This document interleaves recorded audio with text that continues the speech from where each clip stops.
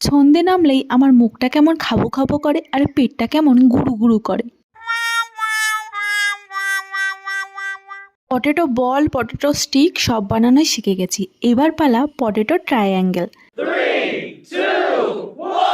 আমি এখানে 4 থেকে 5টা পাউরুটি নিয়েছি, সেটাকে জলে ভিজিয়ে তারপর সেই জলটাকে হাত থেকে নিংড়ে ভালো করে বার করে নিয়েছি। এরপর পাউরুটিগুলোকে ছুরি দিয়ে বেশ কুচকুচ কুচকুচ করে কেটে একদম ম্যাশ করে নিয়েছি। ওখানেই 2-3টের মতো আলু সিদ্ধ দিয়েছি, তারপর লঙ্কা কুচি, ধনিয়া পাতা কুচি, কিছুটা হলুদ গুঁড়ো, তারপর লঙ্কা গুঁড়ো দিয়ে দিলাম, ধনিয়া গুঁড়ো, তারপর এই কর্নফ্লাওয়ার দিয়ে আর সামান্য নুন দিয়ে ভালো করে মাখিয়ে একদম কেক তৈরি করে নিয়েছি। এরপর কেকটাকে আমি একটা এইরকম চৌকো মতো শেপ দিয়ে দিয়েছি।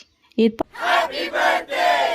এই ট্রায়াঙ্গেলগুলোকে এরপর ছাঁকা তেলে একদম ওলট পালট করে লাল লাল করে ভেজে তুলে নিতে হবে।